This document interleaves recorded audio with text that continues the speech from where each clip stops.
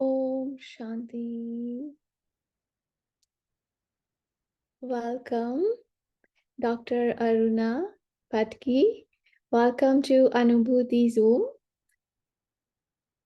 Om Dr. Shanti everyone. Doctor Aruna पटकी के introduction में सबसे पहले हम ये कहना चाहेंगे कि वो हमारी दोस्त है। हम जहाँ रहते हैं वहीं पे उस टाउन में वो भी रहते हैं। और अरुणा जी उनके प्रोफेशन में कई सारी डिग्रियां हैं। सबसे पहले तो वो है आयुर्वेदा प्रैक्टिशनर। इंडिया में जो वैद्य बोलते हैं ऑथेंटिक, वो वाली डिग्री उनके पास है। वो यूएसए में 25 इयर्स से अपने फील्ड में सर्विस कर रही है। उसके सिवा वो योगा टीचर है, मेडिटेशन टीचर है, कुकिंग शोज करते हैं और ऑथर है, फाउंडर है। बहुत सारी बुक्स लिखी हुई है उन्होंने अलग अलग टॉपिक्स में। सो ऐसी मल्टी फैसेटेड प्रतिभा वाली डॉक्टर अरुणा जी आज हमारे बीच में है।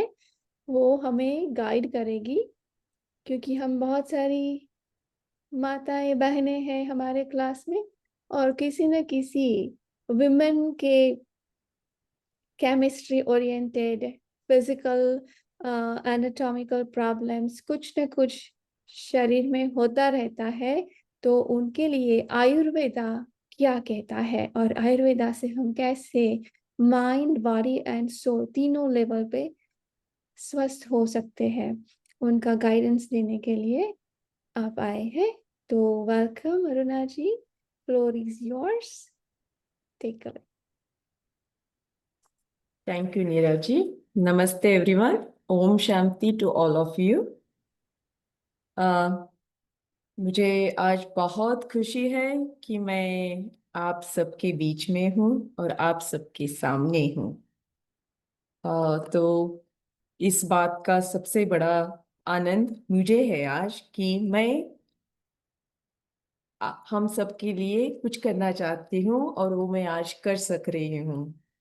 मुझे भगवान ने ये शक्ति दी है आज करने की कि मैं आप सबके सामने बैठूं और आपके साथ मेरे दो विचार आपके सामने रख दूं जो आयुर्वेद से रिलेटेड है, जो वुमनहुड से रिलेटेड है। तो ये मेरा भाग्य है कि मैं आपके सामने बैठी हुई हूँ आज। तो मैं ये सेशन बहुत इंटरैक्टिव रखना चाहती हूँ।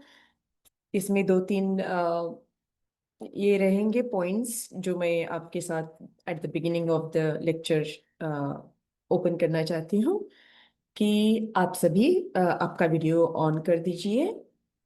ऐसा लगेगा कि मैं आपसे बात कर रही हूँ, आपसे मिल रही हूँ और आपसे कनेक्ट हो रही हूँ। दूसरी बात है कि इस सेशन को इंटरैक्टिव रखना है। तो एट द बिगिनिंग आपको अगर लगता है कि आपकी कोई जेन्युइन ये है कि आपको पूछना है, आप पूछना चाहते हैं, तो आप मैसेज में कर दीजिए, टेक्स्ट कर दीजिए। सो उससे रिलेटेड भी अगर मैं हो सकती हूँ तो I can explain through out the lecture, है ना। तो वो ज़्यादा हेल्पफुल रहेगा, प्रैक्टिकल रहेगा। थेरी तो बहुत बात कर सकते हैं, थेरी हम सबको थेरी हर जगह पे अवेलेबल है। हमें सोशल मीडिया पे मिलेगा, गूगल पे मिलेगा, चैट जीपीटी पे मिलेगा, हर जगह पे मिलेगा। लेकिन यहाँ पे मेरा एम ये रहेगा कि हम प्रैक्टिकल आपको हेल्प करें। ठीक है everybody, can you am I audible to all of you? Good, can you hear me? जी, yes, your voice okay is perfect. You're okay very well audible and आप जो भी लैंग्वेज में मिक्स लैंग्वेज में बातें कर सकती है, हम बिल्कुल। सब समझ लेंगे। ठीक है। सो चलिए मैं मेरा स्क्रीन शेयर कर देती हूँ।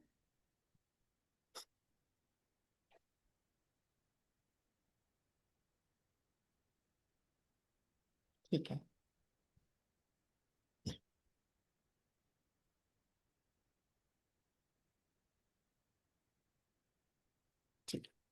सो ये टॉपिक बहुत बड़ा टॉपिक है, बहुत वास्ट टॉपिक है। लेकिन स्पेसिफिकली डॉक्टर नीरा ने मुझे यहाँ पे पूछा कि आप हार्मोन्स के बारे में, पीसीओडी के बारे में, पीसीओएस के बारे में बात करना चाहेंगे। तो मैंने बोला ये तो बहुत अच्छा टॉपिक है, तो इसलिए हमने ये टॉपिक चूज किया है। आर्तव आर्तव means menstruation in Ayurveda and polycystic ovarian syndrome. ये जो हम बात करने वाले हैं आज के टॉपिक में, तो इसमें बहुत सारी चीजें कवर हो जाएगी जैसे जैसे हम आगे जाएंगे। तो यहाँ पे आप मैसेज में लिख दीजिए कि आपको क्या चाहिए इस हार्मोन्स, लेडीज इश्यूज, स्त्रियों के बारे में। अगर आपको कोई पर्सनल कोई सीखना है या कोई चीज आपको सता रही है, या आप कुछ फील कर रहे हैं, या आपको कुछ हेल्प चाहिए, तो ये मैसेज आप लिख दीजिए ग्रुप में। तो नीरा जी इन बिटवीन हम मैसेज थ्रू जाएंगे और उसके साथ रिलेटेड डिस्कशन भी करेंगे।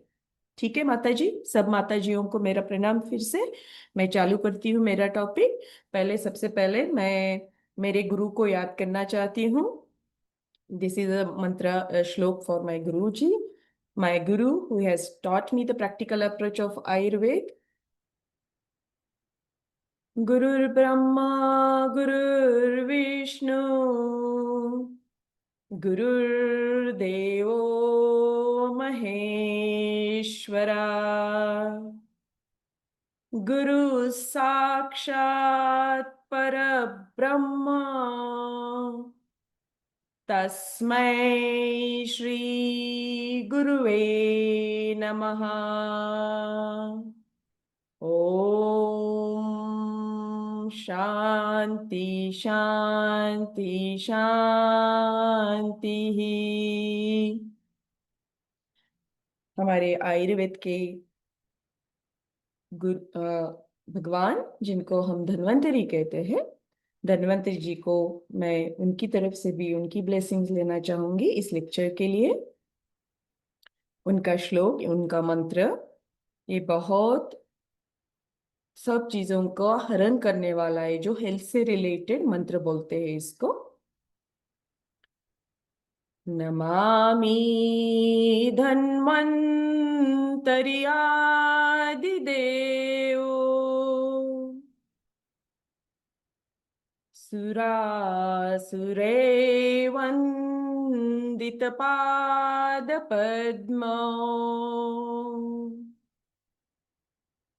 लोके जराभय मृत्युनाशनो, दातारमीशो विविधौषधीनाम्,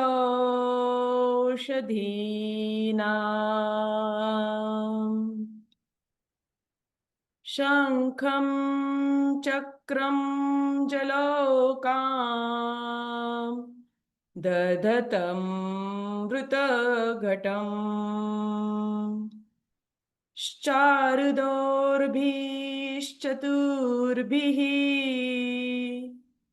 सूक्ष्म स्वच्छातिरुद्यम्,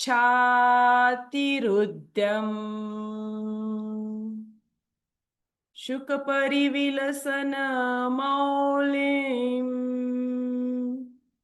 अम्भोजनेत्रम्,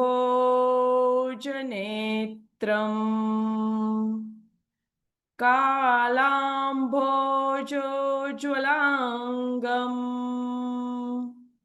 कटितटविलसन चारुपीताम्बराढ्यम्,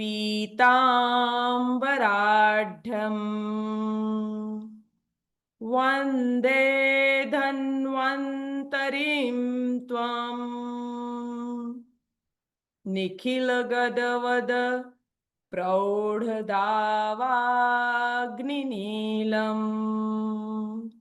निखिलगदवद प्रौढदावाग्निनीलम्,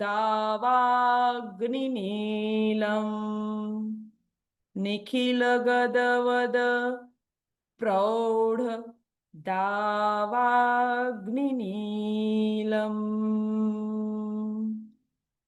हरि ओम।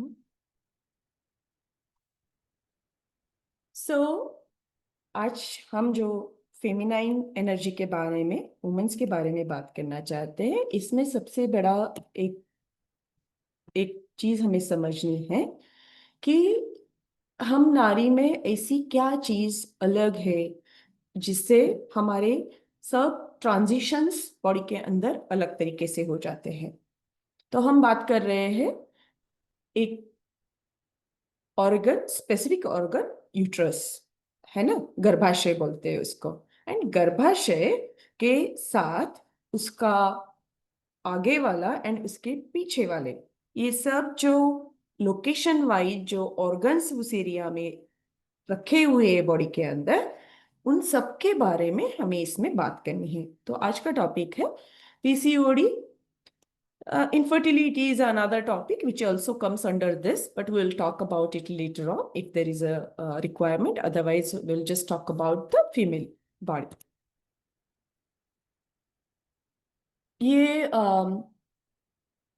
एक टॉपिक है जो हार्मोन्स बोलते हैं। हम लेडीज में फीमेल हार्मोन्स डोमिनेट करते हैं, मेल हार्मोन्स कम होते हैं, बराबर? Do you agree? Show me a thumb if you understood this point. या सो इसका मतलब ये है क्या कि हमारे अंदर टेस्टोस्टेरोन बिल्कुल भी नहीं है, बराबर? तो हमारे बॉडी के अंदर फीमेल हार्मोन जो है वो डोमिनेंट है, ज्यादा है, ठीक है, और मेल हार्मोन जो है वो कम है ना। लेकिन यहाँ पे हार्मोनल इम्बैलेंस ये जो कंसेप्ट है, या हार्मोन्स ये जो कंसेप्ट है, इसके बारे में हमें जो आज के युग में जो हमें प्रॉब्लम्स देखने को मिलती है उससे रिलेटेड ये है कि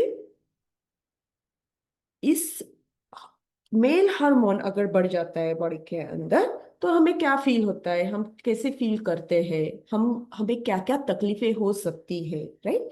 जो मैं नहीं हूँ वो मैं हूँ, जब ये फीलिंग बॉडी के अंदर आने लगता है तो हम क्या क्या सफर होते हैं, इसके बारे में हम जानना चाहते हैं। ये हमारी एक इटालियन क्लाइंट है जो हमारे पास आई थी, उनका प्रॉब्लम लेके, उनका पीसीओडी का प्रॉब्लम लेके, उनके हार्मोनल इश्यूज के बारे में, उनके वेट के बारे में, उनका हेवीनेस और बाकी जो भी इनफर्टिलिटी ये टॉपिक है, हार्ड टू कंसीव, ये सब। तो इनका देखिए यहाँ पे एक चीज मैं सबसे पहले, before I start my topic, I want to show you a small important point.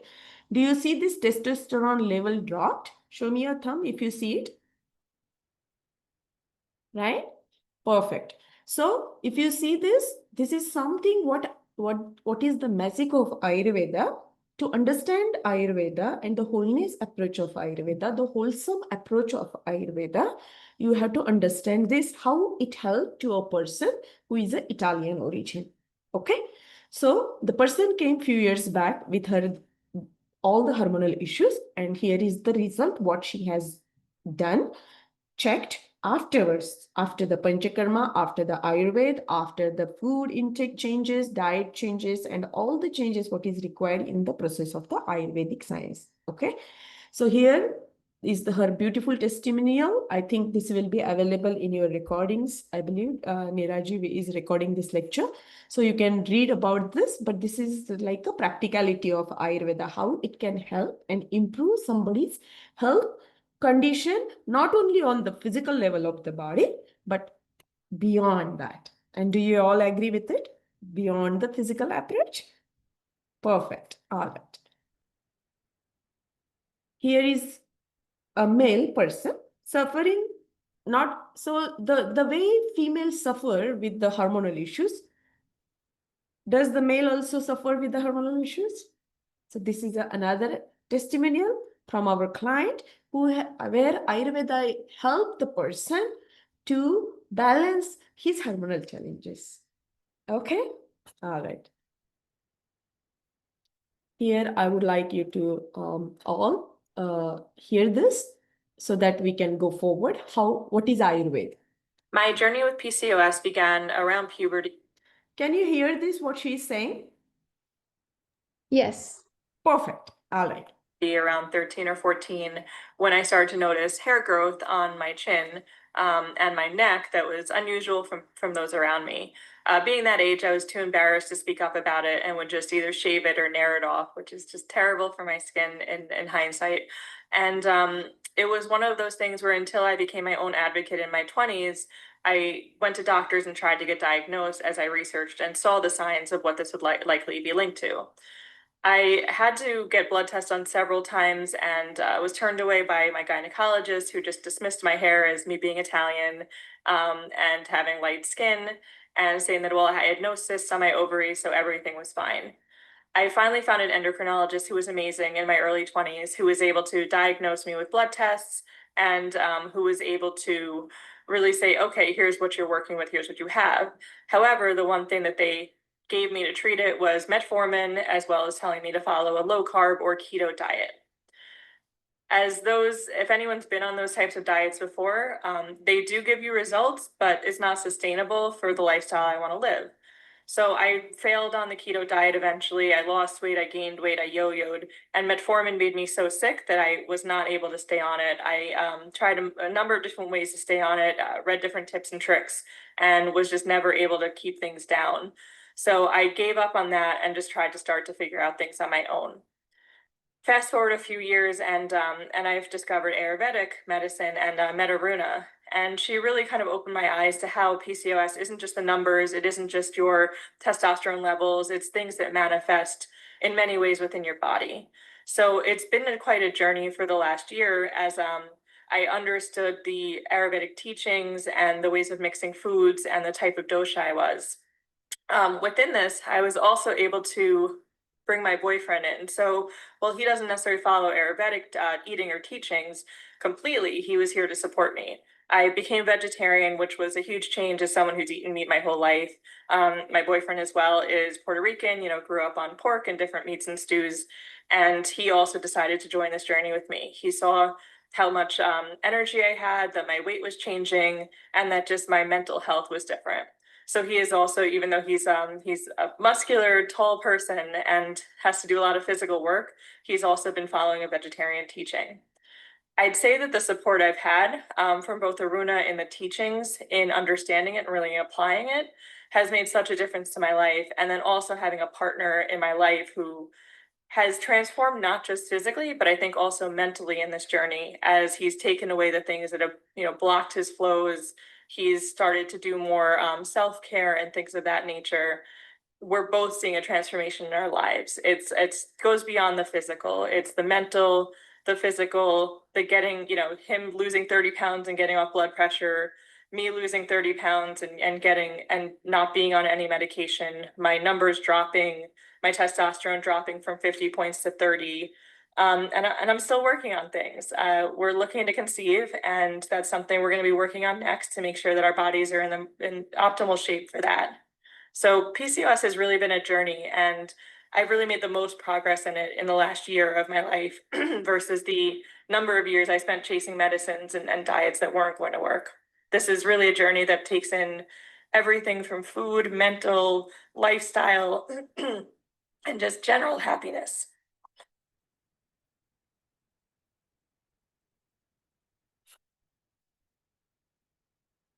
Okay. So, did everybody get what she said? Yeah. So I would like, it's about more about understanding. The beauty of Ayurveda is not like just dropping the numbers or just doing one thing. Okay. What she meant here in this whole process, that when she gave herself some time coming and understanding the logistics of Ayurveda, the principles of Ayurveda, the principles of diet, the compatibility of the food, what kind of food was creating the blockages in the body. I started in English. Is that okay? थोड़ा ज्यादा English हो रहा है. Okay, okay. So, ये जो लड़की है जिसने हमारा ये टेस्टिमोनियल जो हमारे बारे में आयुर्वेद के बारे में लिखा कि उसको कैसे हार्मोनल बैलेंस होने के लिए आयुर्वेद का हेल्प हो गया. ठीक है.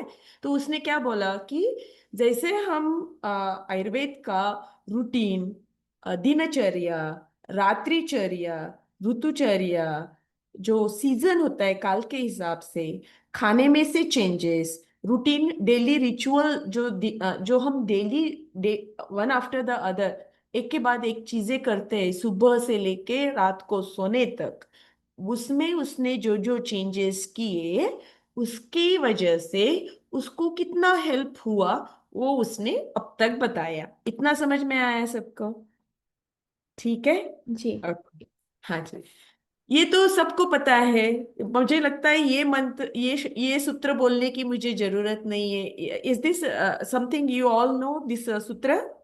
युक्ताहार विहारस्य युक्त चेष्टस्य कर्मसु युक्त स्वपनावबोधस्य योगो भवति दुःखः।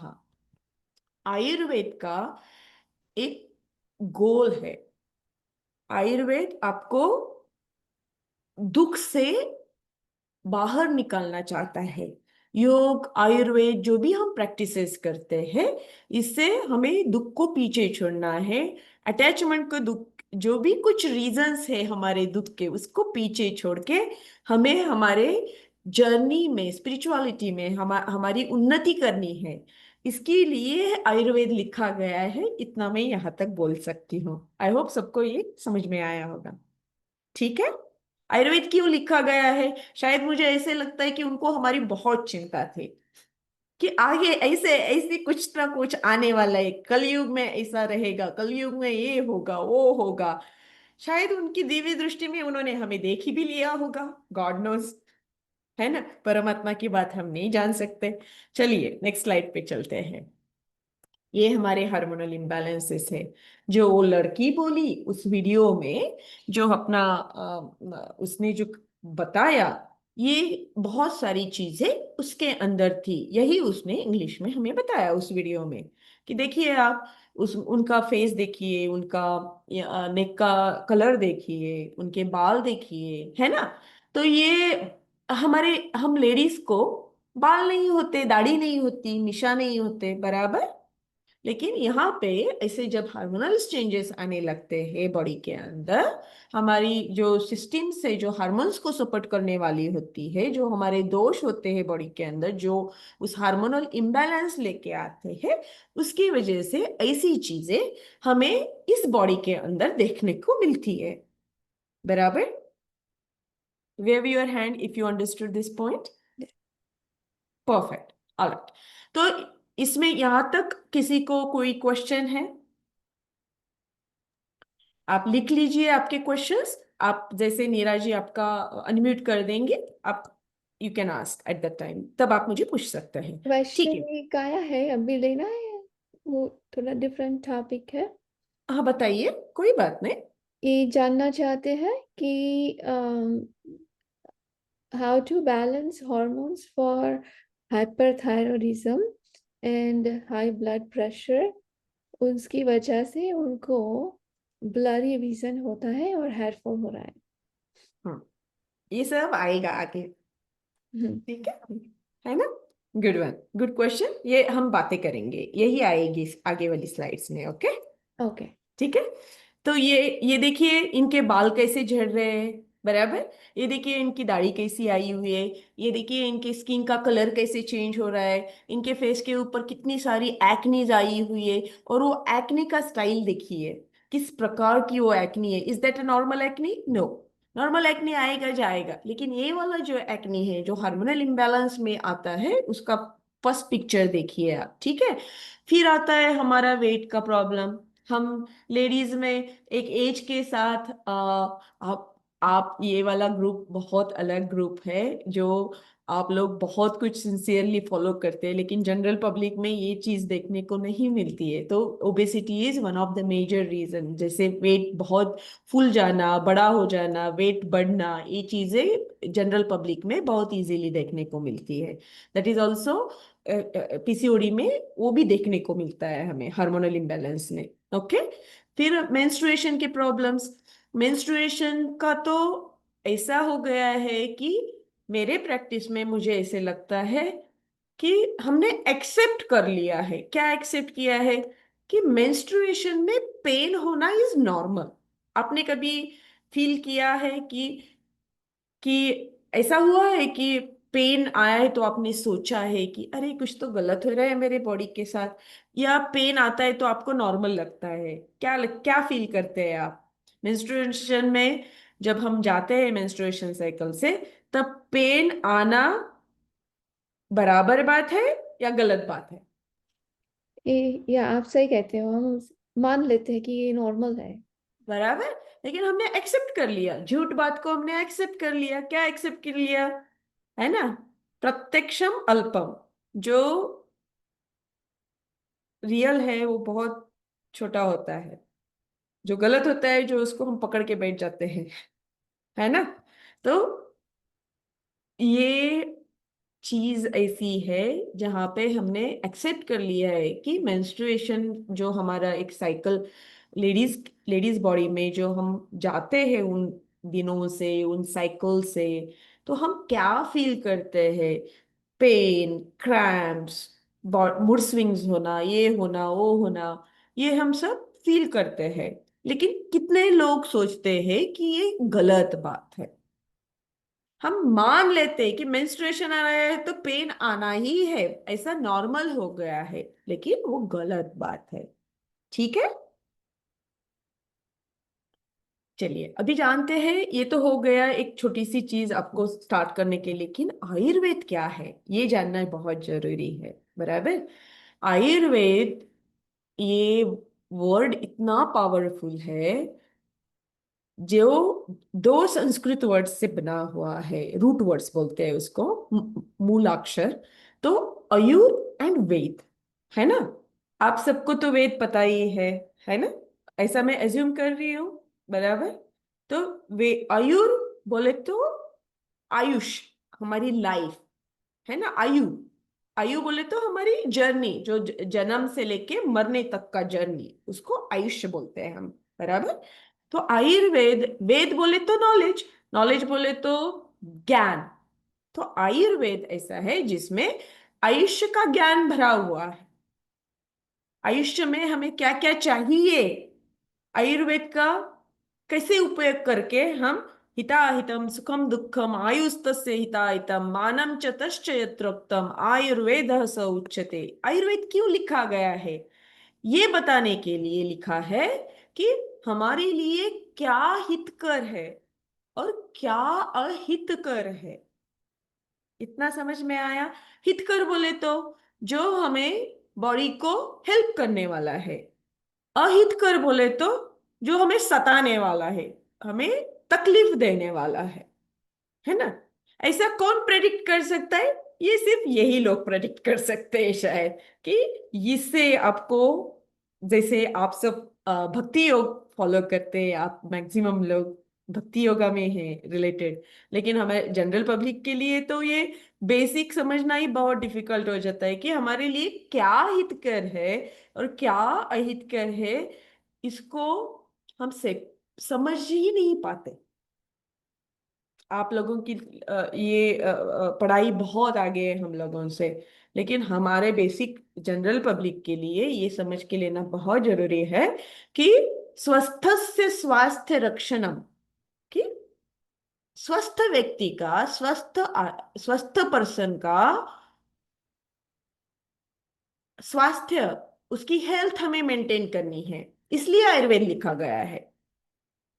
आतुरस्य विकार प्रशमनम च। आतुर बोले तो जो डिसीज है, जिनको तकलीफ हो रही है, जिनके अंदर इम्बैलेंस हुआ है, जिसको डिस्कम्फर्ट हो रहा है, जिसको कुछ तकलीफ हो रही है, उनका वो तकलीफ हम कम कैसे करें, कैसे निकाल दे, उसको कैसे अच्छा फील उनको कैसे अच्छा करवा के ले, ये बोले तो आयुर्वेद है। तो इसके लिए आयुर्वेद लिखा गया है ना। तो it is not just medical science, it is a more than a science, है ना। जिसमें हम पूरा बात कर रहे हैं हमारे बॉडी के बारे में और बियॉन्ड द बॉडी के बारे में, दोनों बातें। It's more than a medical science, it's doctrine of healthy living. Healthy living, हम दिन में हेल्दी कैसे रहते हैं, रह सकते हैं, क्या क्या हेल्दी चीजें हम थ्रू आउट पूरे दिन में कर सकते हैं, ये बताने वाला साइंस है। ठीक है,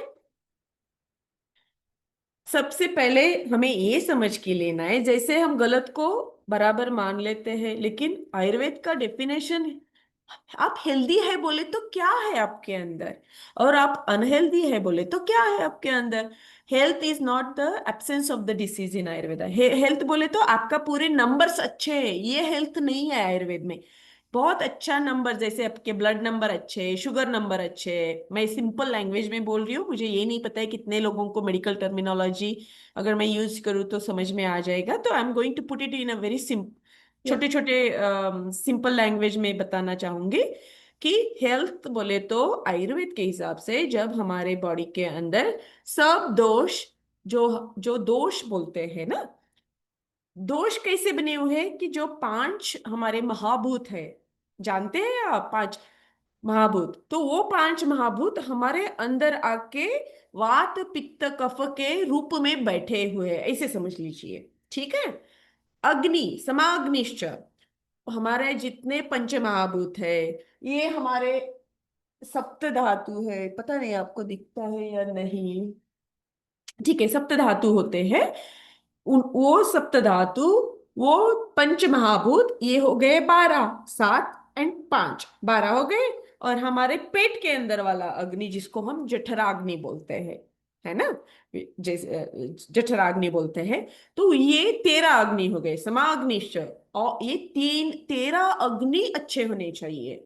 समधातु, 7 हमारे जो बॉडी बिल्डिंग ब्लॉक्स है, टिश्यूज बोलते हैं उनको हम, वो अच्छे होने चाहिए। मल क्रिया, मल कौन कौन से होते हैं, मल बोले तो जो हम डेली निकाल के फेंक देता है बॉडी, उसको मल बोलते हैं।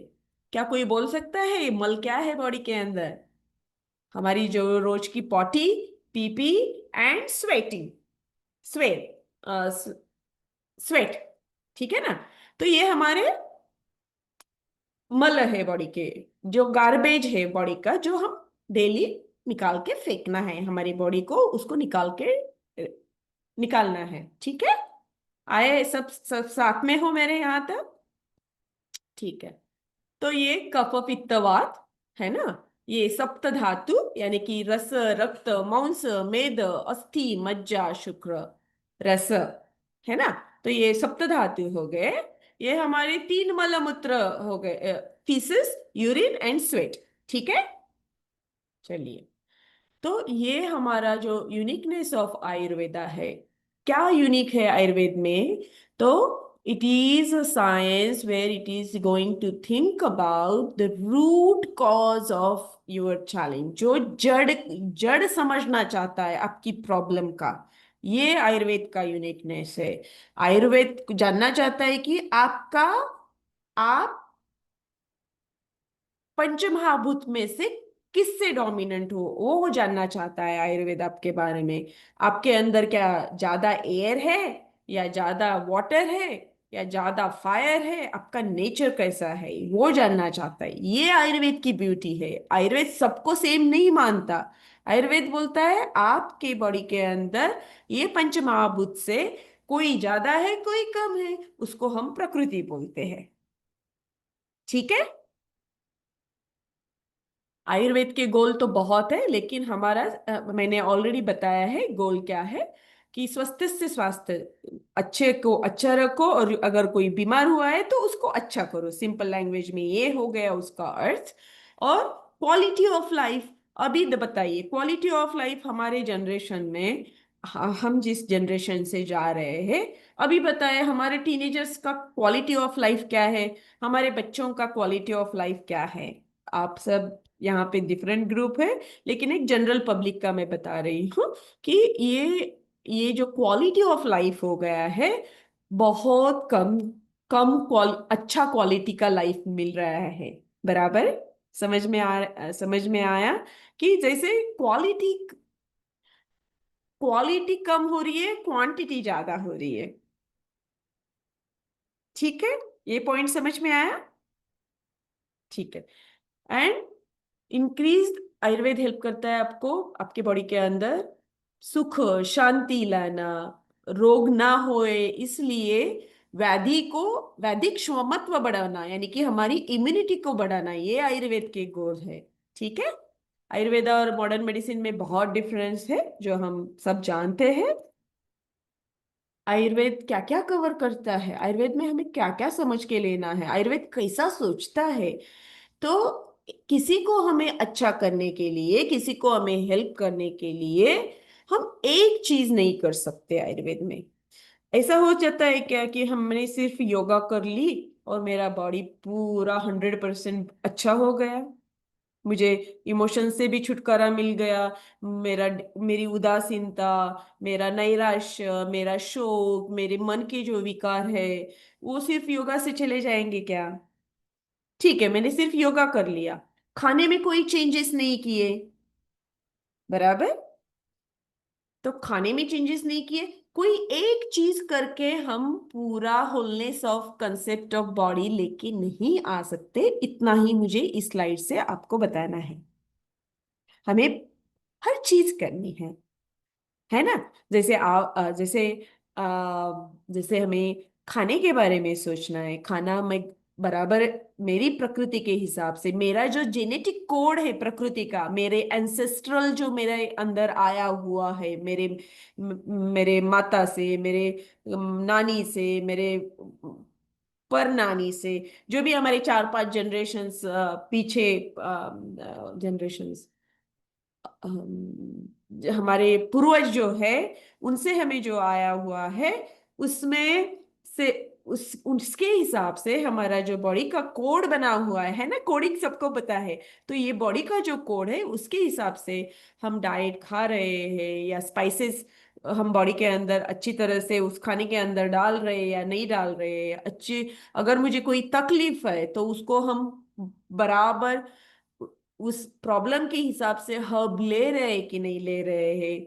क्योंकि हर्ब जो होती है ना, वो खाने से डिफरेंट होती है। कितना कितना बिलीव करते हैं आप इस चीज के ऊपर कि हर्ब्स हर्ब्स बोले तो औषधियां, ये खाना और औषधियों में क्या फर्क है, कोई बोल सकता है मुझे? रेज करिए आपका हैंड, बाद में हम पूछ सकते हैं ये क्वेश्चन। खाने में और औषधियों में क्या डिफरेंस है, तो ये आप सोचना थोड़ा सा। ठीक है, मैं बताऊंगी इसका आंसर। फिर हमें पंचकर्मा यानी कि जो हमारे फिजिकल बॉडी को, जिससे हमारे बॉडी के अंदर कुछ गंदगी बैठी हुई है, जमी हुई है, उसको निकालने के लिए हमें जो आयुर्वेद में बताया गया है, शोधन चिकित्सा, शोधन करना है उसका शोधन।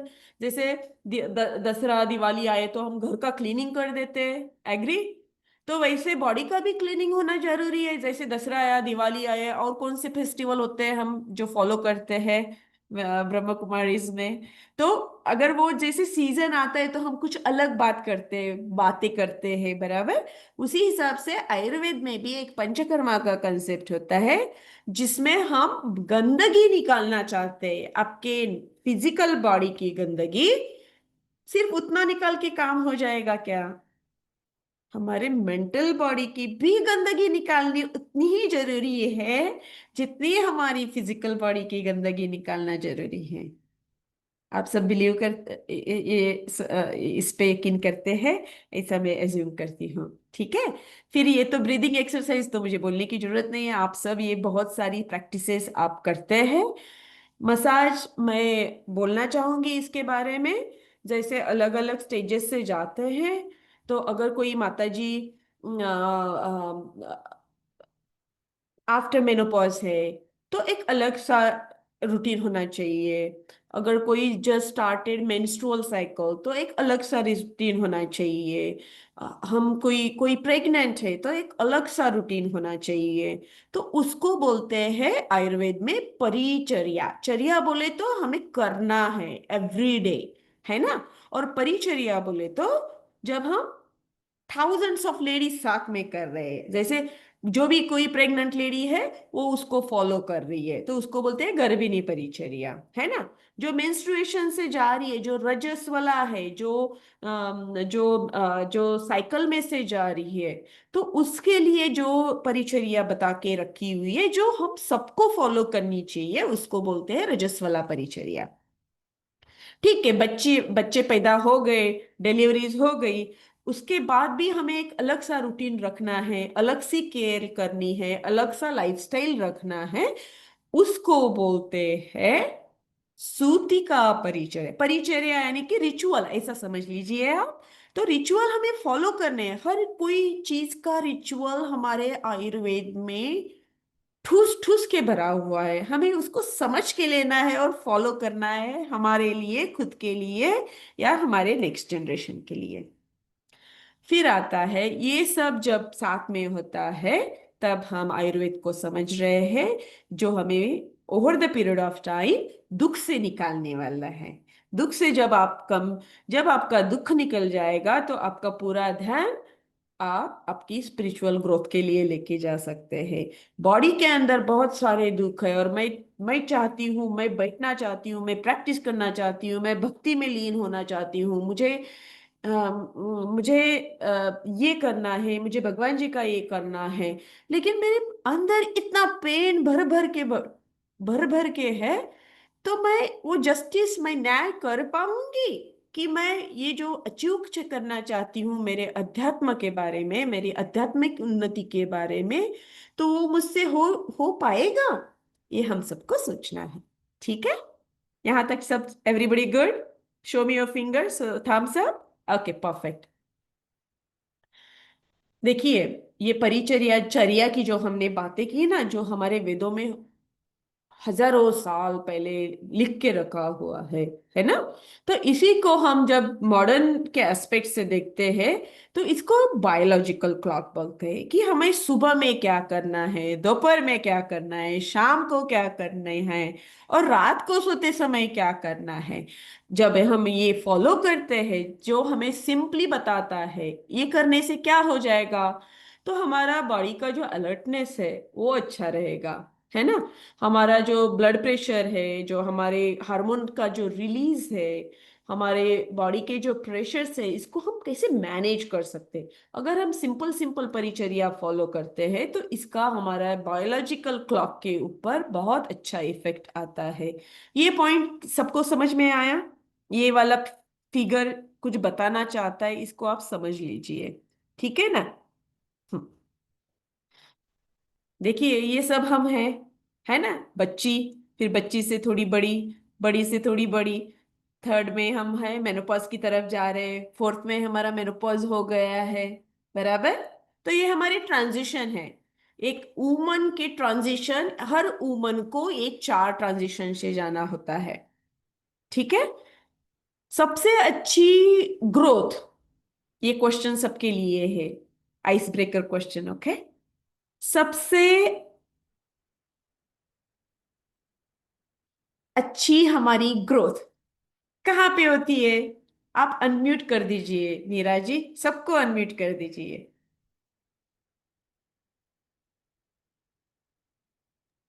अनम्यूट करके बोल सकते हैं आप। हाँ, आप सभी मुझे बताइए कि सबसे अच्छी ग्रोथ कहाँ पे हुई है हमारी? बचपन में गर्ल, फर्स्ट एज, हाँ, age a first girl. Age में गर्ल। ओके, कोई और? बहुत अच्छा आंसर है थर्ड ना? स्टेज, थर्ड हाँ, stage. Third stage. Okay, knowledge से। ओके, हम फिजिकल ग्रोथ के बारे में बात कर रहे हैं। First stage. Okay, good. और woman first woman stage. Second woman से second okay, stage first stage. Physical growth तो सेकंड स्टेज में ज्यादा सेकंड स्टेज मुझे लगता है। Woman. Okay, perfect. All right, हो गए सबके answers? Everybody connected with me? Okay, सबसे अच्छी ग्रोथ तो हमारी पेट के अंदर हुई है, मम्मी के पेट के अंदर, है ना?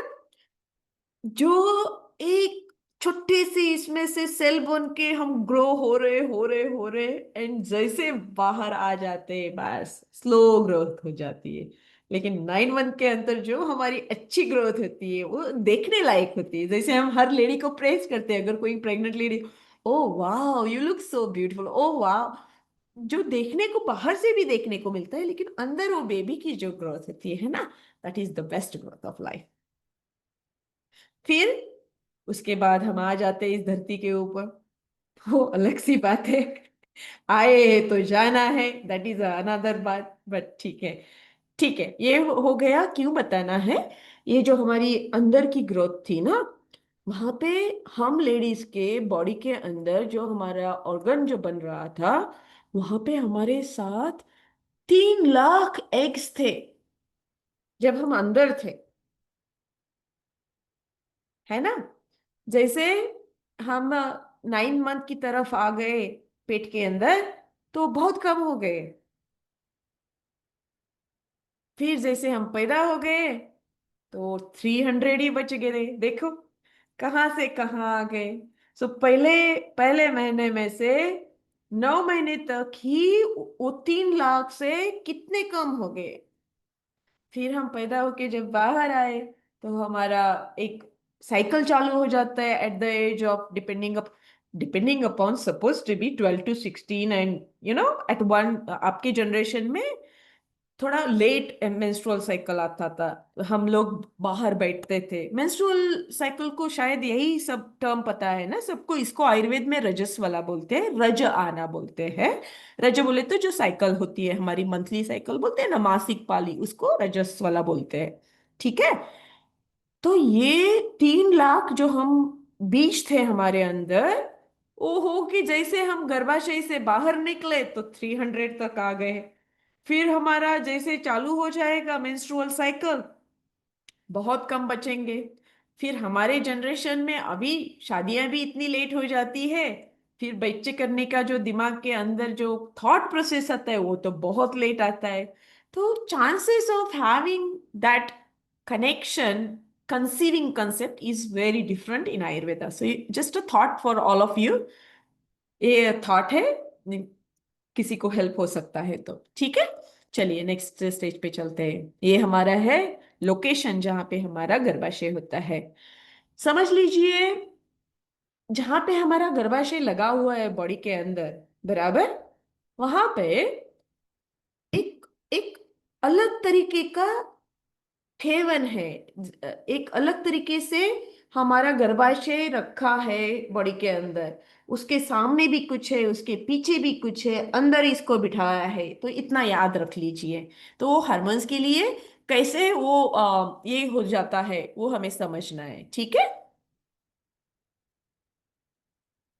देखिए ये हार्मोन्स चेंज के लिए, हमारे हार्मोनल इश्यूज जो होते हैं, इसके लिए कौन जिम्मेदार है। ये सेंटर वाला जो है वो गर्भाशय है। जो बाजू की जो ट्यूब दिख रही है ना, आपको समझ में आ रहा है मैं क्या बोल रही हूँ? थम्स अप कीजिए, या, है ना। हाँ, तो ये जो ट्यूब है ना, जो फॉलिप जो टनल जैसा है, पाइप जैसा है, पाइप, पाइप के नीचे जो बीज ग्रंथि लगी हुई है वो है हमारी ओहरी, जहां से बीज निकलता है। ठीक है। जो हम मासिक पाली बोलते हैं ना, वो समझना है हमें। तो ये जब इसमें जब खराबी आ जाती है, ये अच्छी तरह से मैच्योर नहीं, इसकी उसकी ग्रोथ नहीं होती है, उसकी वाढ़ नहीं होती है, तब हमें कैसे कैसे प्रॉब्लम आ सकते हैं ये इस पिक्चर में दिखाया गया है। ठीक है। ये हार्मोन्स के लिए हमारे लिए बहुत इंपॉर्टेंट चीज समझ के लेनी है। देखिए क्या होता है ना यहाँ पे, नेक्स्ट वाली पिक्चर में बताते हैं।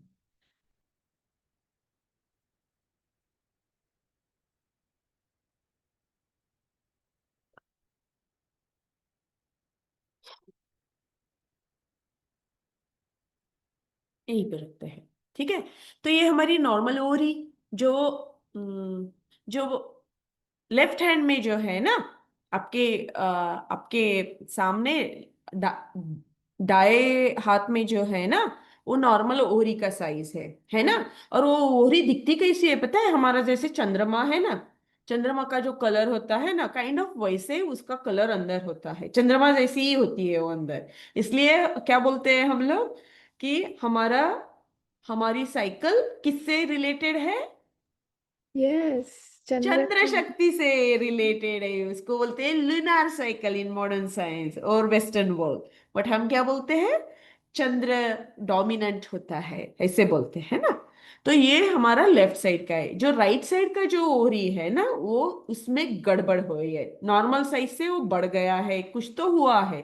तो क्या हुआ है, ये नॉर्मल में जो निकलने वाले फॉलिक जो बीज है, जो ओवम है, वो अच्छी तरह से नहीं निकले हैं। और फिर वो कलेक्ट, अंदर अंदर ही अंदर कलेक्ट हो जाके एक माला बन रही है, जैसे हम गले में माला पहनते हैं ना, वो काइंड ऑफ वैसे चेन बन रहा है उसका। तो वो जो है ना बड़ी वाली ओहरी, वो उसमें आपको देखने को आएगा कि यहाँ पे चिप वो माला बन गई है, उसका सिस्ट बन गया है, उसकी उसका ग्रंथि बन गया है।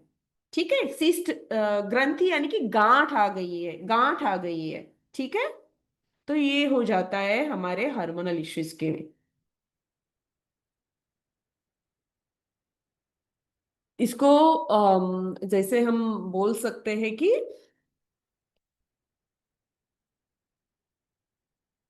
हमारा जो वात पित्त कफ का जो कंसेप्ट बताया गया है, वो ग्रंथि का जो कंसेप्ट आयुर्वेद में है। कोई भी ग्रंथि बॉडी के अंदर बनती है तो उसमें श्लेष्माधिक्यम वात, श्लेष्मा बोले तो कफ, एंड वात, वात बोले तो वात वायु वात दोषा। तो वात एंड कफ, इसके सिवा इनका इनबैलेंस, इनमें विकृति आना, इसमें खराबी आना, इसके सिवा वो गांठ बनती नहीं। आया समझ में? तो ये हमें समझ के लेना है आयुर्वेद से कि ये बनती कैसे है, क्यों बन रही है मेरे अंदर, और ये क्यों हमें सता रही है हार्मोनल इम्बैलेंस करके। ठीक है, यही है कि कफ, ये जो विकृति है, प्रकृति बोले तो हमारी जो जेनेटिक कोड है, हमारा जो बेसिक नेचर है, मैं ऐसी हूं, आप वैसे हो, और कोई थर्ड पर्सन वैसा है, वो हमारी प्रकृति हो गई, है ना। प्रकृति में भी मानस प्रकृति होती है और बॉडी का शारीरिक प्रकृति होता है। किसी का स्वभाव देख के हम बोलते हैं ये ना ऐसे है, ये ना ऐसे है। किसी का शरीर देख के बोलते हैं हाँ ये तो क्या हो गया पता नहीं, ये तो अभी फूल गए हैं, पता नहीं इनमें कुछ गड़बड़ी चल रही होगी, लेकिन हमें पता नहीं है, उन्होंने कुछ बोला नहीं है। काइंड ऑफ प्रकृति एंड विकृति। प्रकृति बोले तो बैलेंस स्टेट, अच्छा बॉडी का नेचर समझिए, और विकृति बोले तो कुछ तो खराबी हो गई है हमारे अंदर, ऐसा समझ लीजिए। ठीक है, ये देखिए, पीसीओएस जो हमारा है is a condition that prevent the ovaries from working properly. Most of the women with PCOS grow many small cysts in their ovary, जो माला बनी हुई है। That is why it is called it as a poly means बहुत ज्यादा, poly means many, cyst means गांठ। Ovary बोले तो वो जो जहां से स्त्री बीज निकल रहा है हमारा, ठीक है। और सिंड्रोम बोले तो किसी को भी पता नहीं एग्जैक्टली क्या रीजन है इसका, तो समझ में नहीं आ रहा है तो चलो ये भी डालो उसके अंदर, वो भी डालो, ये भी डालो, शायद इससे हो सकता है, शायद इससे हो सकता है, शायद इसकी वजह से हार्मोनल इम्बैलेंस हो रहा है। इसको सिंड्रोम बोलते हैं। जब हमें वो चीज अच्छी तरह से पता नहीं होती है, जैसे डायबिटीज पता है बराबर, ब्लड प्रेशर पता है, नंबर बढ़ गया ब्लड प्रेशर हो गया, है ना। डायबिटीज, शुगर बढ़ गई, शुगर हो गई, तो ये कंफर्म पता है हमें। लेकिन सिंड्रोम में क्या होता है, हम गेस कर रहे हैं, हो सकता है, ये भी हो सकता है, वो भी हो सकता है, उसको सिंड्रोम बोलते हैं। ठीक है, ये रीजन, ये सब क्यों हो रहा है हमारे अंदर, आयुर्वेद बोलता है कि आपका आधार स्तंभ कैसा है पहले वो देखिए। आपके जो बॉडी के 3 पिलर्स ऑफ लाइफ है, त्रयोप स्तंभ बोलते हैं उसको हम आयुर्वेद में। त्रय बोले तो 3, है ना, त्रय बोले तो 3, स्तंभ बोले तो खंबा, खंबा बोले तो जो हमें स्ट्रॉन्ग बना होल्ड करने के लिए देता है ना। ये सबको पता है, चलो मुझे एक्सप्लेन करने की जरूरत नहीं है यहाँ पे। तो ये त्रयोप स्तंभ में हमें क्या क्या फॉलो करना है, तो ये हमारी गड़बड़ बॉडी के अंदर नहीं हो सकती।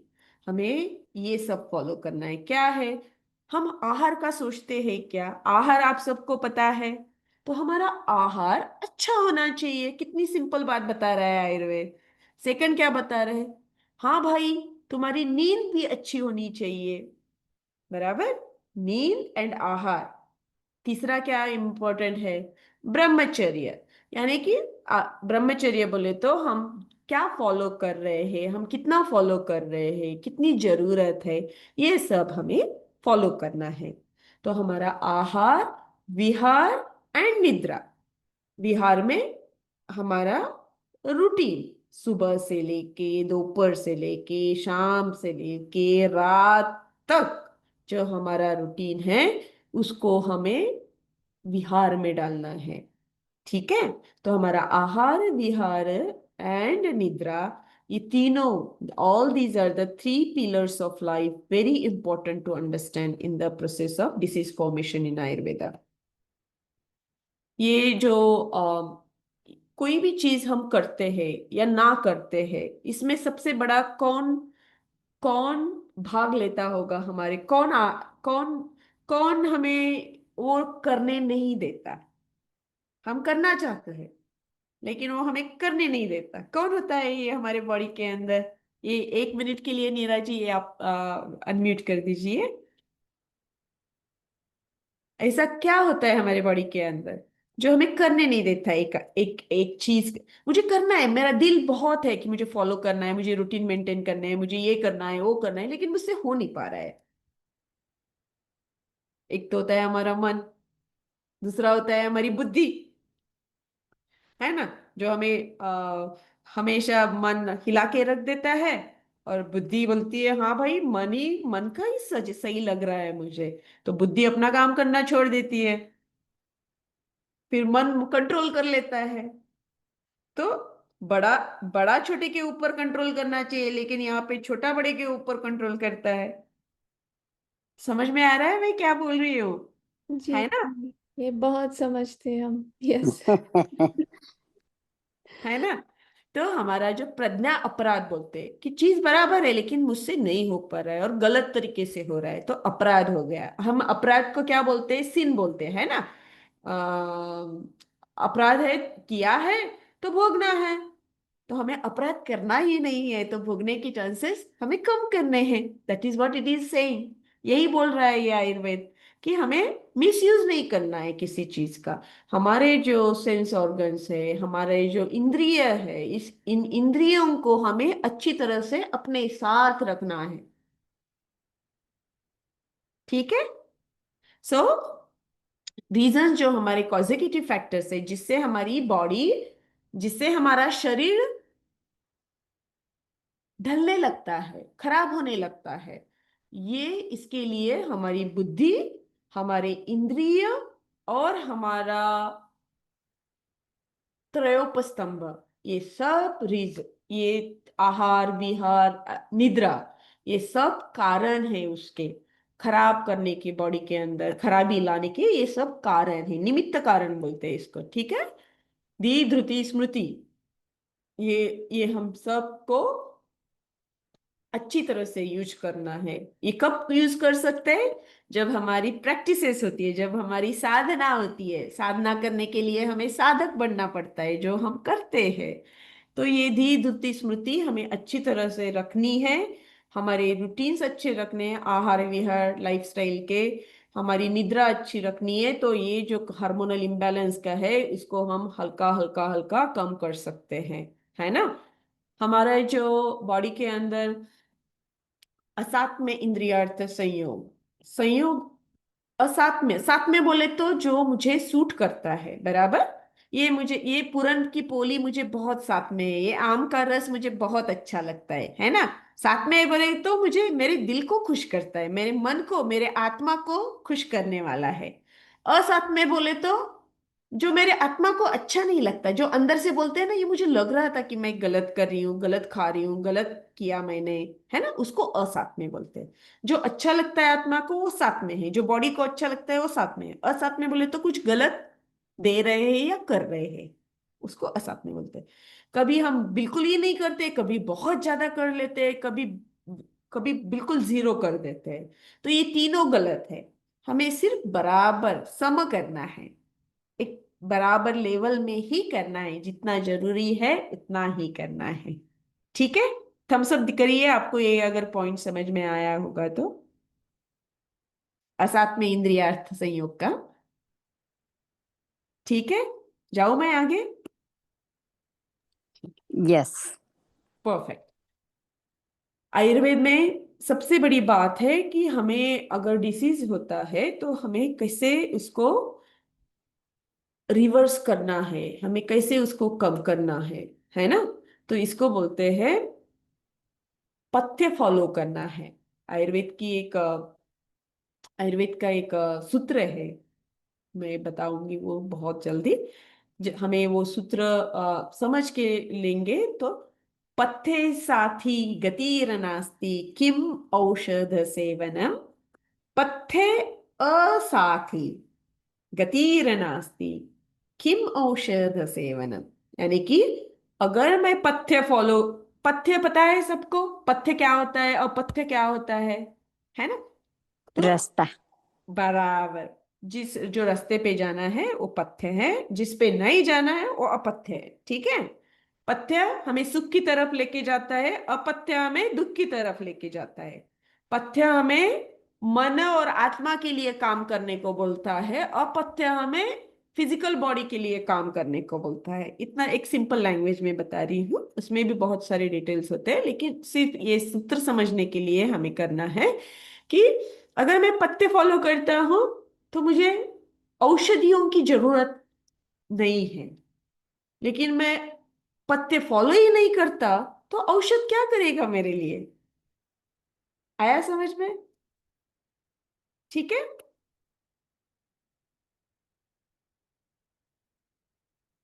देखिए, जो फॉलो करना है वो करना है। सबसे मैंने हमने हमने अभी बातें की कि आहार कैसे काम करता है, हमारा फूड कैसा होना चाहिए, फूड हमें कैसा खाना चाहिए, कैसा बनाना चाहिए, फूड करते समय बनाते समय हमारे मन के अंदर क्या चल रहा है, हमारे हाथ के साथ क्या चल रहा है, और हमारी आंखें कहाँ लगी हुई है या हमारे कान किधर है, ये सब हमें सोचना है आयुर्वेद में। इसको बोलते हैं कॉन्शियस कुकिंग, माइंडफुल कुकिंग। ठीक है। ये देखिए, एक तो हो गया आहार के बारे में, दूसरा हो गया विहार के बारे में, जो हमने सुबह से शाम तक क्या क्या करना है उसके बारे में बातें की है। पथ्य is a proper diet which is defined as ahara, which is congenial to the tissues of the body and relished by the person. The pathya is the one which keeps the person healthy, maintains normal body functions, leads to the proper functioning of the organs, nourishes the mind and intellect, prevents the diseases, at the same time the corrects the irregularities that may occur in the body. तो पथ्य से हम body का chemistry बहुत अच्छी तरह से improve कर सकते हैं। ठीक है।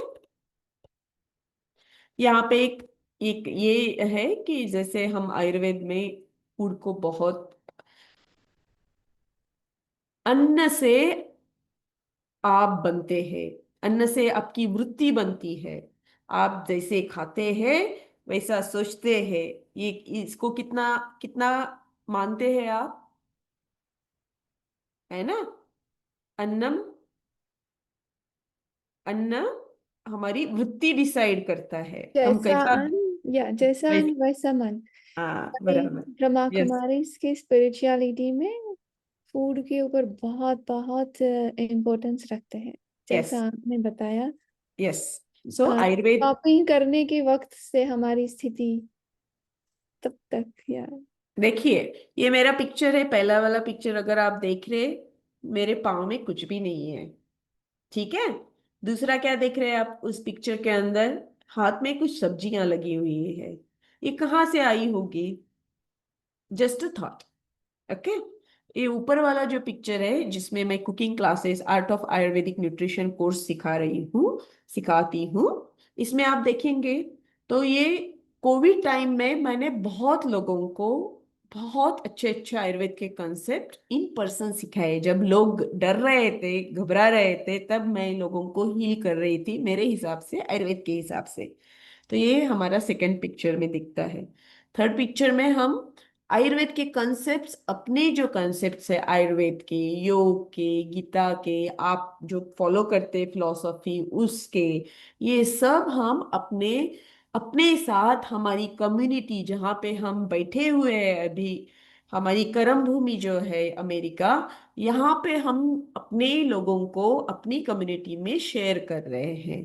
तो ये हमारी हमारी हमारी देन अपनी कम्युनिटी के लिए है। ये हम दे रहे हैं अपने लोगों को जहाँ पे हम रह रहे हैं, क्योंकि हमारे सुख का और दुख का कारण हमारा कम्युनिटी भी होता है ना। आप उसको सत्संग बोलते हैं आपकी भाषा में, कि आप कॉल पे आते हैं, संग एक एक एक जगह पे आके कुछ करते हैं, सत्संग करते हैं आप लोग।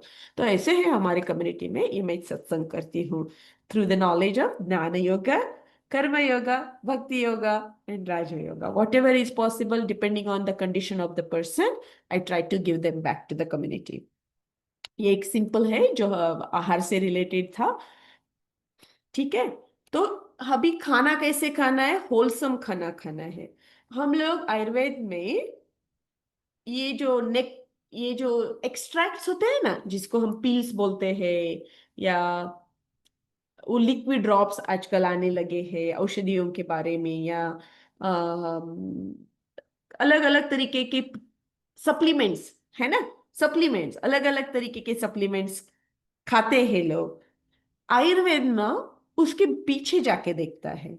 आयुर्वेद बोलता है कि आप खाने को खाने जैसा खाओ, है ना। एक खाना पूरा अच्छी तरह से, जिसमें एक थाली कंसेप्ट होता है ना, सबको पता है ये जो कंसेप्ट है सात्विक फूड जो बोलते हैं हम लोग, वो हमारी इसमें पेट रेनबो जैसा सप्त कलर होने चाहिए, चटनी होनी चाहिए, थोड़ा नमक होना चाहिए, थोड़ा सॉल्ट होना, थोड़ा नींबू होना चाहिए, एक सब्जी होनी चाहिए, एक दाल होनी चाहिए, एक रोटी होनी चाहिए, एक राइस होना चाहिए। ये क्या दर्शा रहा है, अलग अलग कलर दर्शा रहा है। उसके साथ जो इटालियन लेडी ने बोला ना, मैं कीटो नहीं कर सकती, या मैं मेरा दाल चावल एंड गेहूं की रोटी खाना खाना बंद करना, उसको बोलते हैं कीटो डाइट, है ना।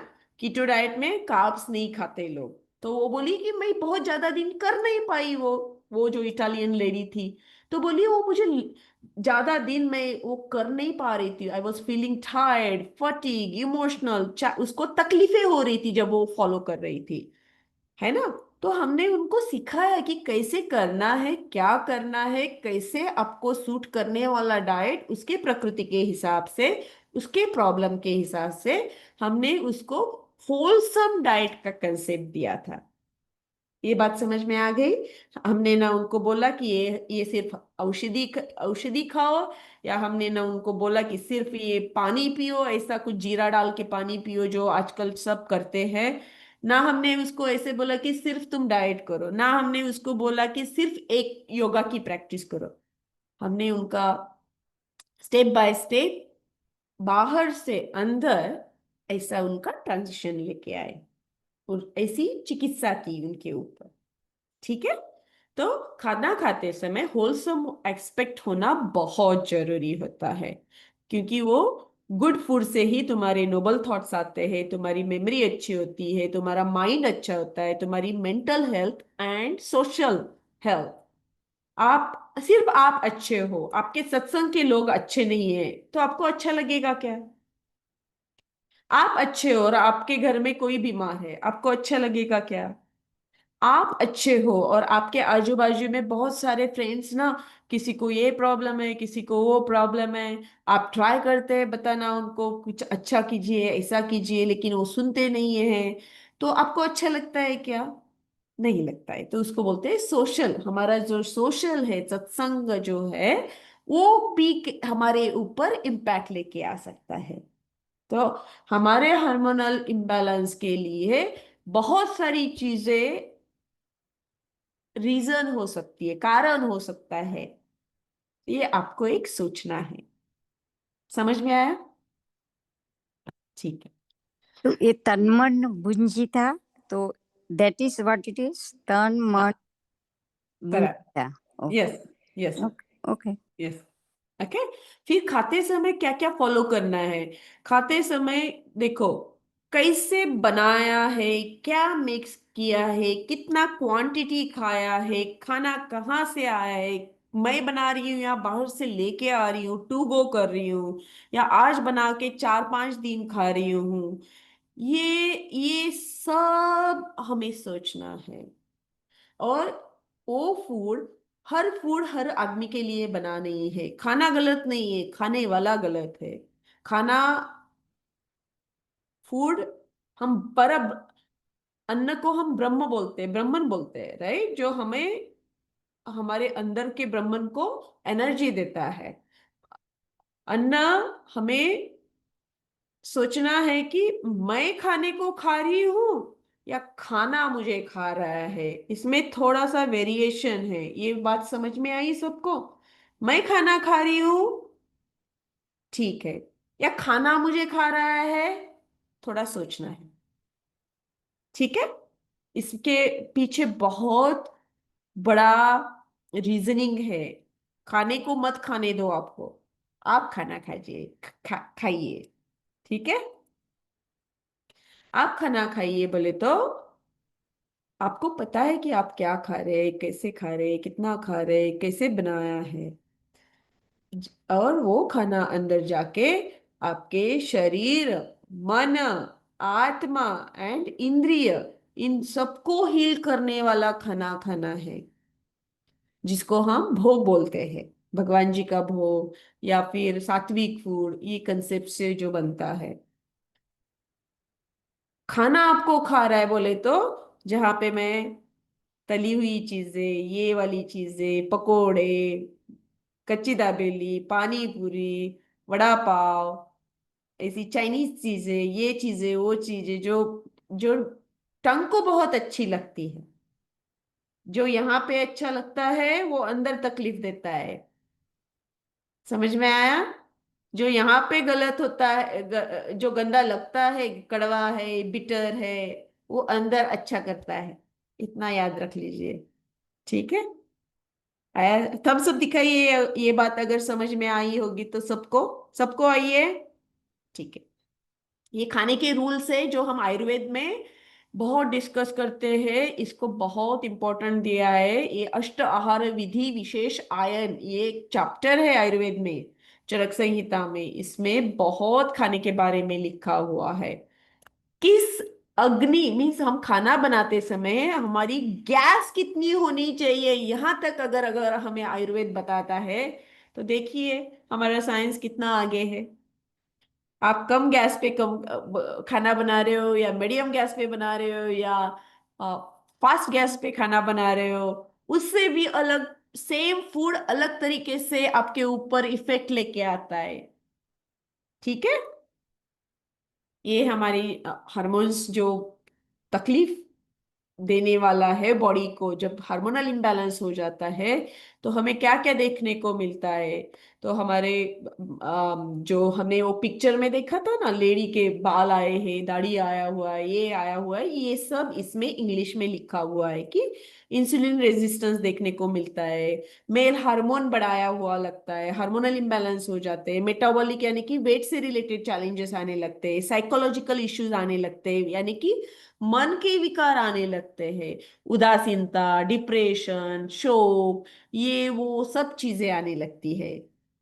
अगर यहाँ पे किसी को उदासीनता आई हुई है, कोई अच्छा नहीं फील कर रहा है, तो इसके उसके लिए यहाँ पे उस पर्सन को, उस लेडी को, वो जो डिप्रेशन के लिए गोली खाते हैं, वो खाना सही बात है या गलत बात है, ये आपको सोचना है।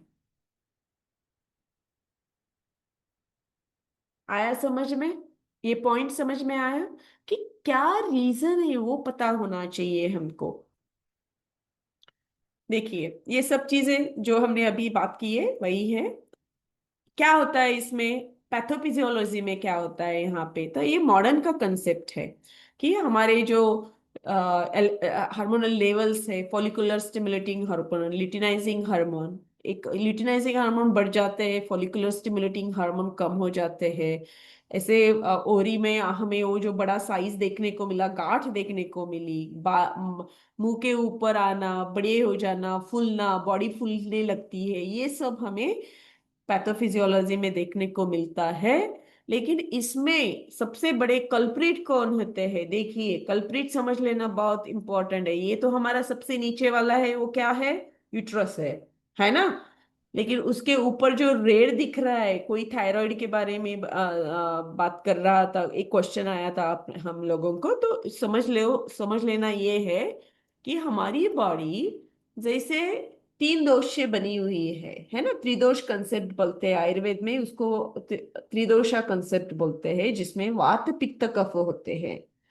वात जो होता है वो सब बॉडी की मूवमेंट्स के लिए, जितनी हम मूवमेंट्स करते हैं, मूवमेंट्स यानी कि हलना डुलना चलना, बॉडी के अंदर जो भी स्पंदन होता है, जो भी हमारी मूवमेंट होती है, गति वाला जो भी चीज होती है हमारे बॉडी के अंदर, उसको वात बोलते हैं। जो भी हमारे बॉडी के अंदर कन्वर्ट होता है, यानी कि ट्रांजिशन होता है, या एक खाना खाने के बाद मुंह के अंदर वो खाना, मैंने तो दाल चावल खाए, लेकिन अंदर वो स्टमक के पे गया तो वो दाल चावल था क्या? उसका कुछ चेंज होके गया, यानी कि उसके ऊपर पचन की, सॉरी, ट्रांजिशन होने लगे, है ना? हमने माउथ के अंदर जो हमारा मिक्सर बैठा हुआ है, जो कट करता है, चॉप करता है, गुर्र करता है ना? वो सब चीज जो हमारे माउथ के अंदर हो रही है, वो ट्रांजिशन होते होते मुंह मुंह से ट्रांजिशन होके हमारे इसोफेगस से, हमारी अन्न नलिका से स्टमक के अंदर जा रहा है, बराबर?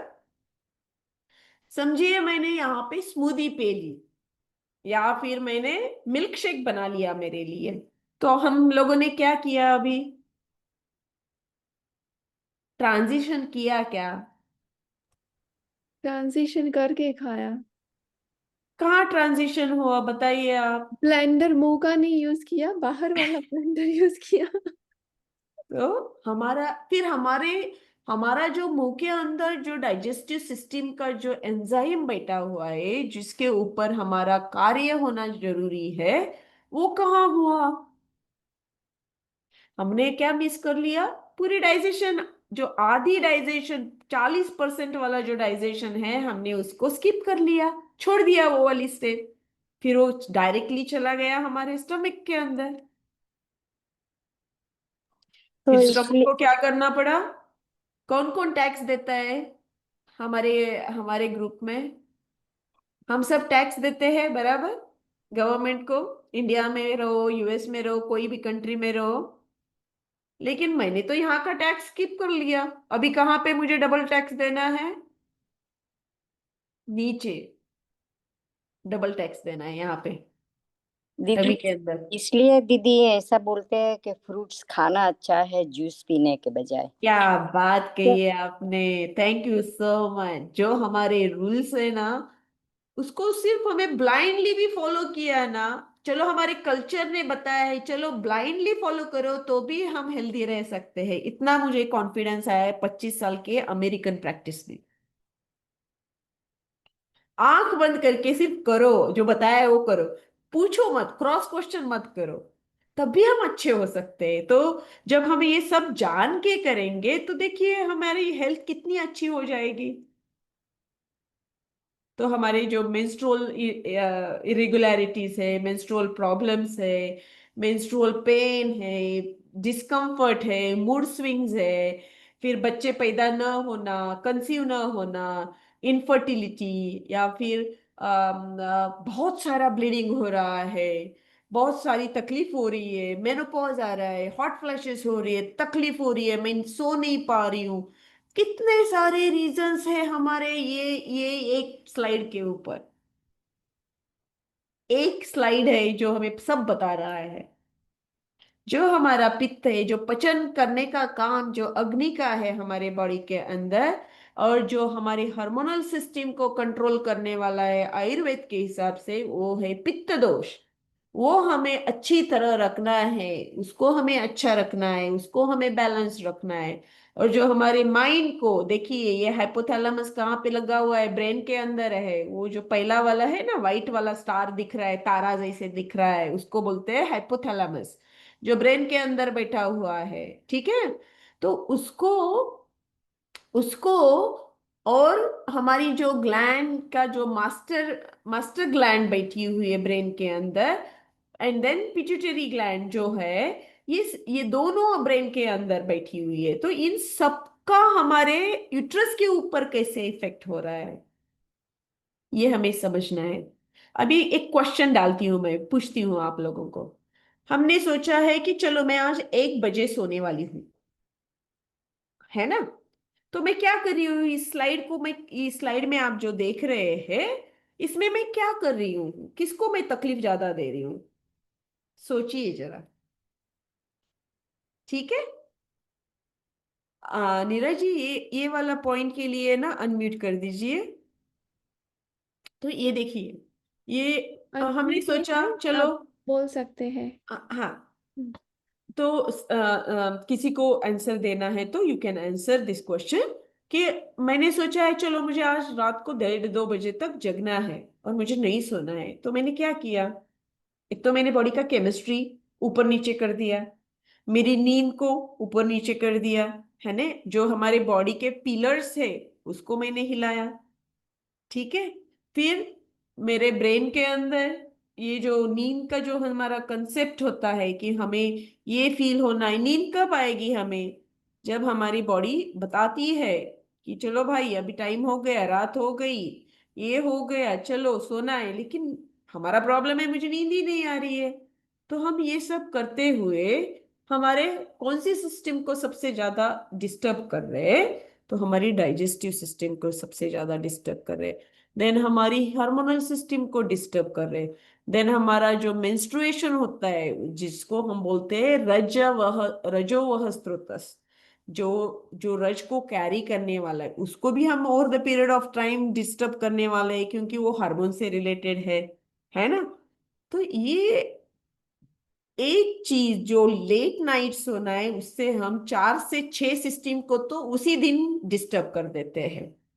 चलो मैं आज नहीं सोई, मुझे 2 बजे तक जगना है, उसकी भरपाई मैं नेक्स्ट डे सो के कर सकती हूँ क्या? चलो आज मैं सोई नहीं ना, मैं कल ज्यादा सोऊंगी। ये बराबर चीज है क्या बॉडी के लिए? ये आपको सोचना है। Good answer, thank you. ये देखिए, ये आपके पित्त ऐसे मैनेज करते हैं। ये हमारे जो दोष धातु, जो उनका जो इंटीग्रेशन है, दोष कैसे होते हैं, दोष धातु से कैसे रिलेटेड है। तो यहाँ पे देखा जाए तो जैसे जैसे हम ओल्ड एज में जाते हैं तो हमारे बोन से रिलेटेड बोलते हैं ना, ऑस्टियोपोरोसिस है क्या देखो, ये है क्या देखो, ऑस्टियोआर्थराइटिस है क्या देखो। तो हमारी प्रॉब्लम्स अलग हो जाती है जैसे जैसे हम एज बूढ़े होने लगते हैं, प्रौढ़ होने लगते हैं। इसलिए मैं जब मंत्र बोल रही थी, मैंने एक स्पेसिफिक वर्ड को ज्यादा जोर से बोला हुआ था, प्रौढ़, वृद्ध। प्रौढ़ बोले तो वृद्ध। ठीक है, तो ये उस एज में एक स्पेसिफिक दोष ज्यादा डोमिनेंट होता है। फिर पित्त क्या करता है, कफ क्या करता है? तो यहाँ पे देखिए, कफ के अंदर ये रस धातु, ये रस धातु बनाता है, बनाने के लिए हेल्प करता है। तो ये कफ कहाँ है, या रस धातु कहाँ बनता है? तो ये बनता है स्टमक के अंदर। स्टमक का बोले तो कौन सा एरिया बॉडी का, कौन सा ऑर्गन? स्टमक बोले तो जठर, है ना, जिसमें हमारा खाना जाके पचता है और उससे बॉडी के बिल्डिंग ब्लॉक्स तैयार करता है। तो ये जो रस धातु है, इससे हमारा मेंस्ट्रुअल साइकिल बनता है।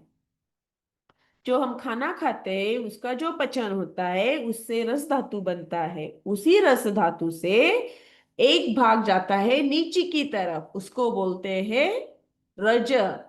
और एक भाग जाता, वो रज होता है जो मंथली साइकिल में निकल के बाहर आता है। लेकिन वो जब कुछ संयोग हो जाता है तो वो निकल के बाहर ना आके फिर वो ऊपर की तरफ चढ़ता है, शरीर में ब्रेस्ट की तरफ जाता है।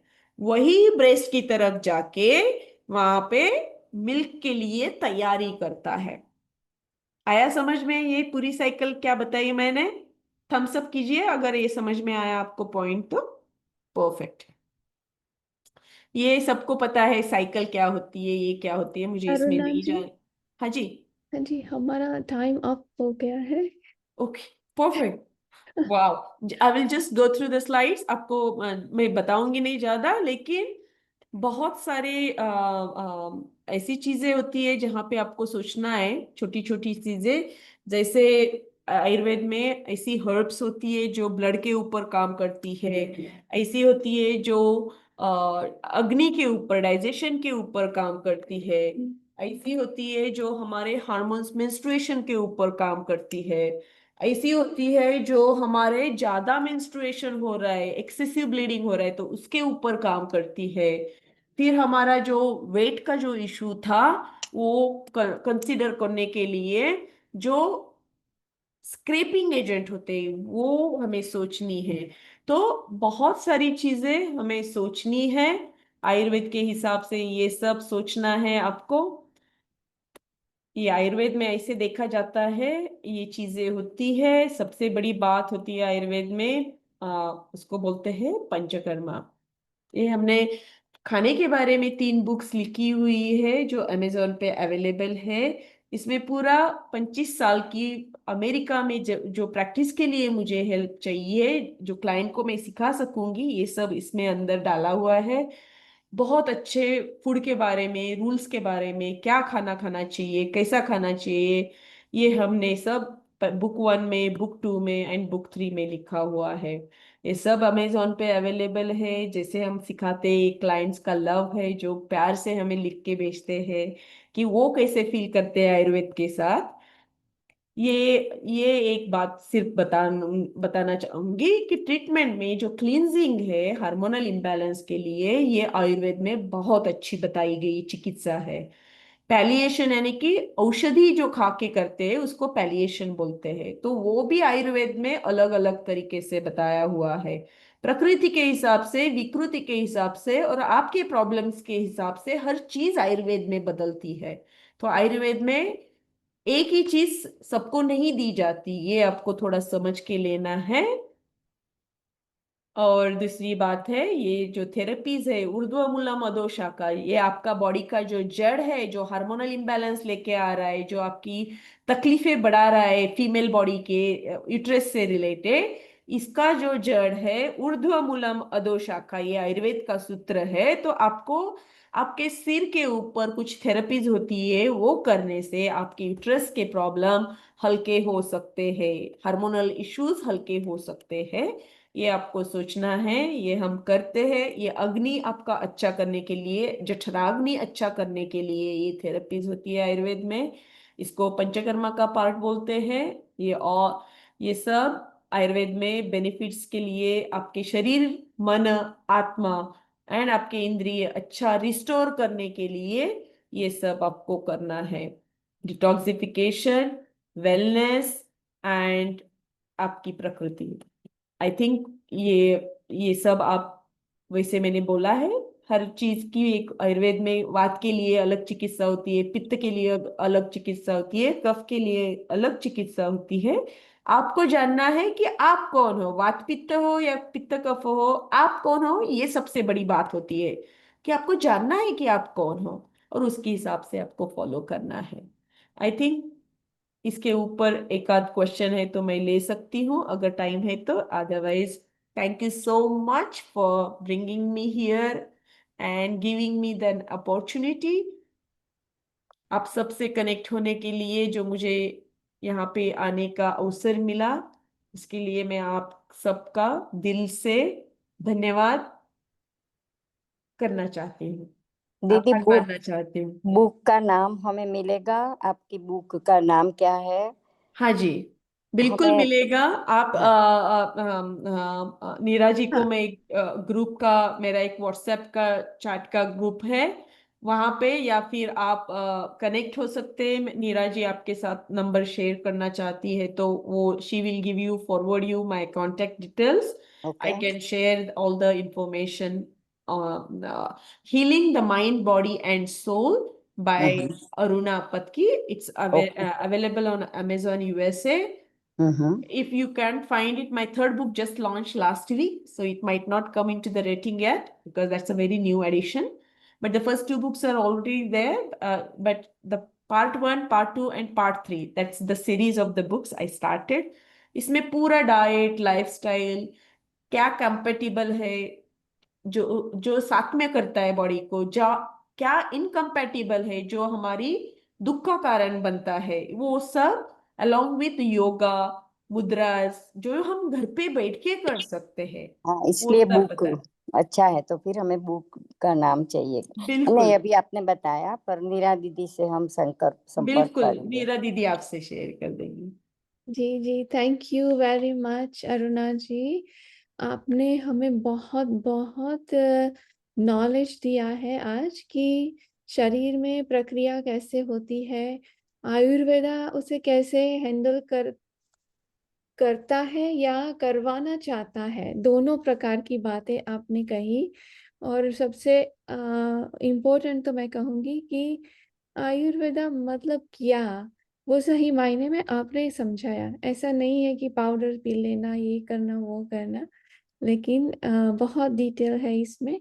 और थैंक यू वेरी मच, आपने बहुत बहुत मेहनत की है हमारे पास ये नॉलेज लाने की, हमें दिख रहा है। फिर कभी मौका मिला तो जरूर मिलेंगे। बिल्कुल। Thank you very much. Thank you so much to each and every one of you for giving me this wonderful opportunity to be in front of you, in front of all the people who are into the sadhana and the practices. So I am blessed today in association with all of you. Thank you for blessing me. Stay blessed always. Thank you. Namaste. Namaste.